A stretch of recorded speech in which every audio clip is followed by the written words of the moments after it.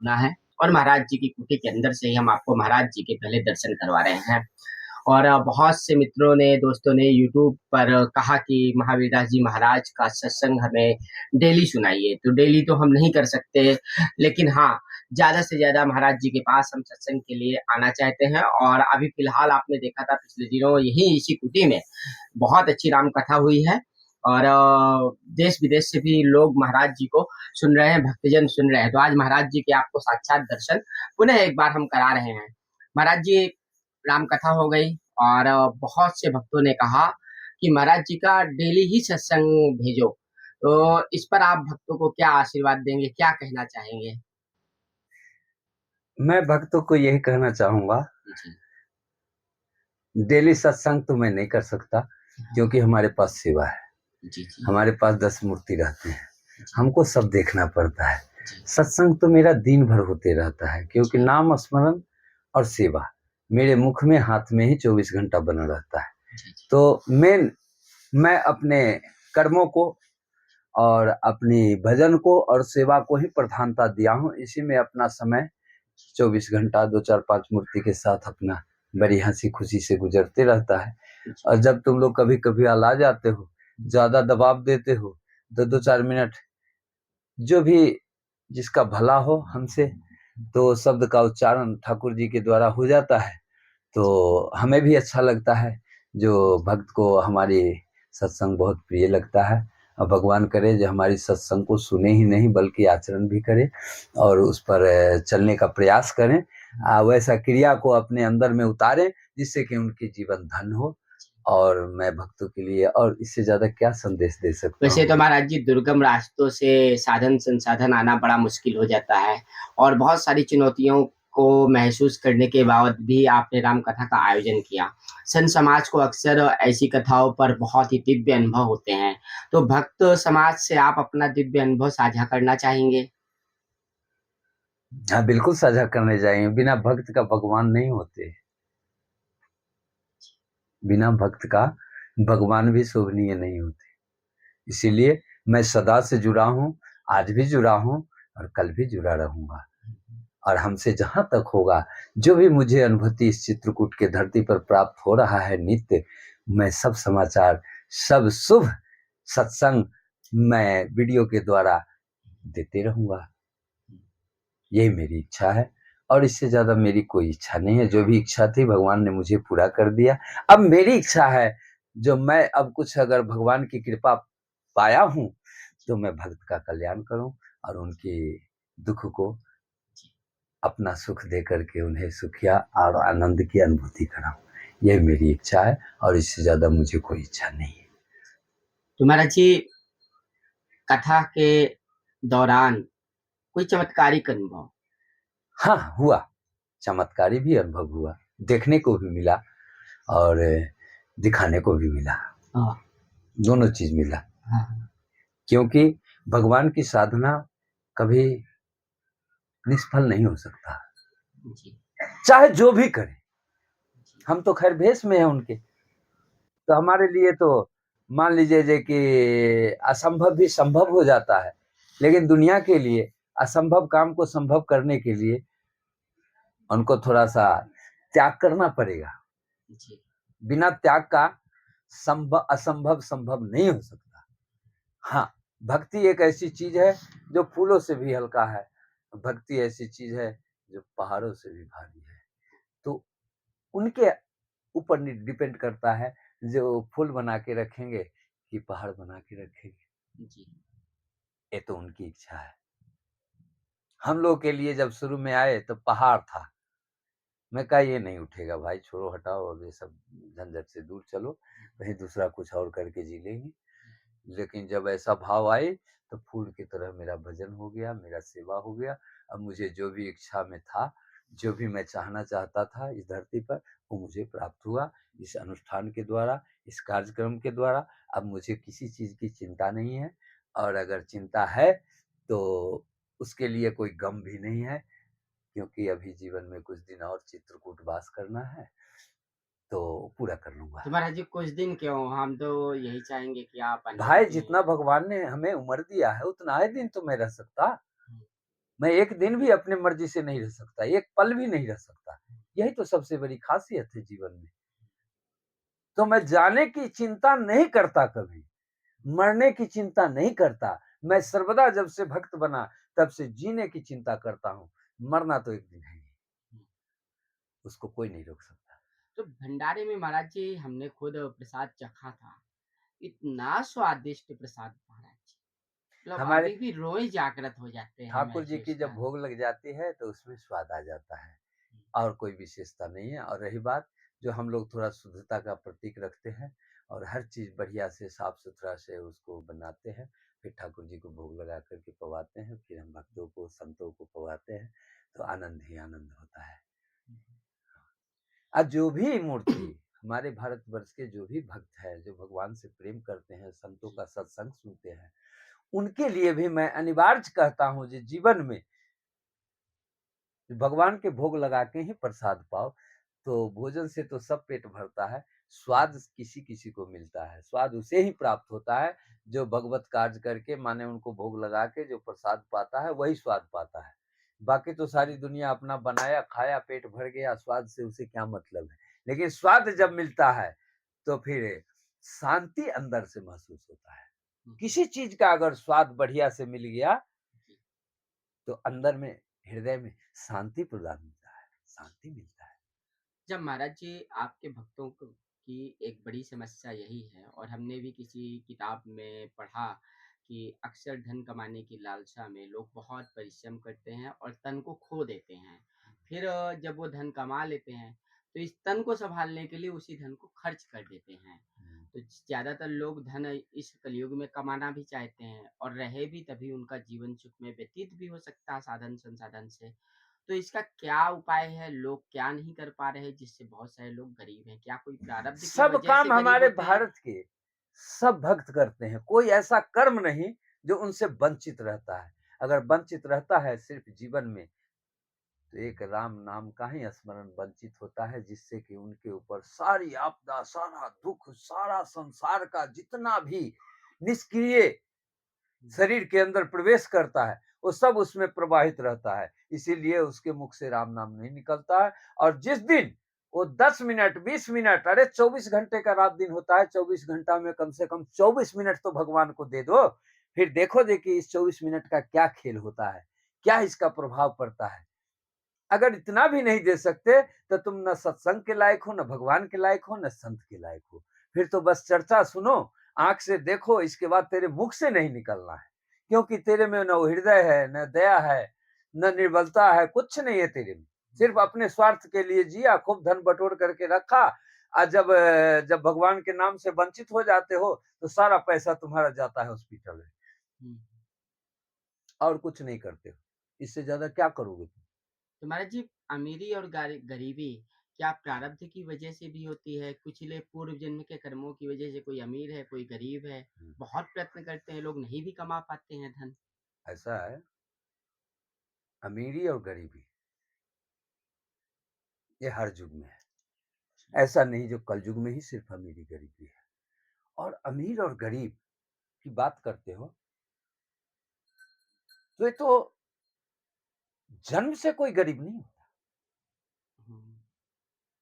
जन्म से कोई गरीब नहीं होता, भले ही वो गरीब घर में जन्म लेता है, लेकिन जी, हमारे देश में ऐसे ऐसे प्रमाण हैं जो गरीब भी अमीर बना है, जी। और आज भी बन रहे हैं, और कल भी बनेंगे। अच्छा महाराज जी, सिर्फ़ एक अंतिम सवाल है। क्या जहाँ पर आप बैठे हैं, इसके पीछे अगर एक पर्दा लगवा दिया जाए, कोई भी, तो क्या उचित रहेगा? लगा देना चाहिए एक पर्दा? किस चीज का पर्दा लगाओगे? मतलब कोई भी, जैसे आप लोग संतों का होता है, संत समाज का, हाँ, जैसे यहाँ से यहाँ तक पर्दा इस पूरी जाली में लग जाए, हम्म। तो भव्य हो जाएगा, भगवा कलर में लग जाए या किसी भी कलर में आप कहें।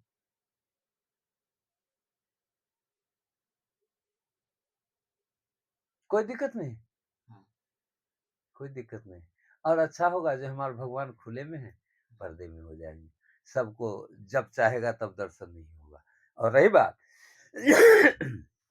मैं सबसे ज्यादा खुशी इस बात को बता रहा हूँ कि भगवान ने जो कुछ भी मुझे प्रेरणा दिया, उनके अनुकूल सब काम सही हुआ। अब दूसरा प्रेरणा ये है मेरे जीवन का, इसके बाद हमें किसी तरह की साधना नहीं करना है। अब जितना जिंदगी बचा है 10-20 साल का ना, वो आराम से जितना भक्ति मैं इस धरती पर लिया हूँ, 6 भक्ति मेरा नित्य चलता है, ये 6 भक्ति को ही करूं। अब 7वां भक्ति में जब उनकी कृपा होगी तो बढ़ेगी, 9 तक पहुंचेगी, या नहीं तो 6 भक्ति मेरे लिए बहुत है, ज्यादा प्रयास करने की जरूरत नहीं है। 6 भक्ति महाराज जी क्या है? 6 भक्ति क्या है? 6 भक्ति? हाँ बताओ जी। क्या है? आपने कहा 6 भक्ति में गुजरे 9 भक्ति। हाँ, 9 भक्ति होती है ना। अच्छा। 9 भक्ति होती है। एक भक्ति भी अगर किसी मनुष्य के शरीर में समाहित हो गया, तो ये समझ ले वो मनुष्य जो मेरे ऊपर ठाकुर जी की कृपा है। एक भक्ति भी नित्य अगर वो सेवा करता है, संगत करता है, ऐसा विचार से वो जीता है, तो उसके पास ठाकुर जी हर समय है। एक भक्ति तो होना ही चाहिए मनुष्य। हम हमसे पूछो, महाराज मेरे जी, पास तो कुछ नहीं है। भक्ति के प्रकार होते हैं? हैं? भक्ति के प्रकार हाँ, होते प्रकार हैं? होते हैं ना। जब सिस्टम बदलेगा तो प्रकार में ही आ जाएगा ना। जैसे पहली भगति संतन कर संगा, जी लिखा है ना, रामायण में सब लिखा है। जी। पहली भक्ति संतन कर संगा, दूसरी भक्ति कथा प्रसंगा, तीसरी भक्ति अमार। तो हमारा जो 6 भक्ति जो चल रहा है, सो ये सब प्राकृतिक के अनुकूल चल रहा है, आध्यात्मिक स्थिति के अनुकूल चल रहा है। ये सब चीज बताया नहीं जाता है, लेकिन हम अपने अंदर कुछ रखता नहीं हूँ, सब कुछ बांट देता हूँ। खाली रहता है मेरा हृदय ना, तो बड़ा आनंद आता है। अंदर कुछ नहीं है मेरे पास, ठीक है। मेरा पहली भक्ति है अपना नित्य क्रिया, दूसरी भक्ति ठाकुर जी की सेवा नित्य दोनों टाइम, तीसरी भक्ति है गौ की सेवा, चौथी भक्ति है वृक्ष की सेवा, पांचवी भक्ति है नित्य 365 दिन भोजन प्रसाद की सेवा, और छठी भक्ति है नित्य परिक्रमा। ये 6 भक्ति हमारे कुटिया पर हम अपने शरीर से नित्य ही पूरा करने का कोशिश करता हूँ, और पूरा ही करता हूँ। 2-3 भक्ति बचे हैं, तो आगे अभी समय भी बचा है, समय मिलेगा, ठाकुर जी की प्रेरणा होगी तो वो भी पूरा कर दूंगा। प्रयास तो करूंगा, ना भी पूरा होगा तो जितना मैं कर रहा हूँ यही मेरा 9 भक्ति का काम कर जाएगा।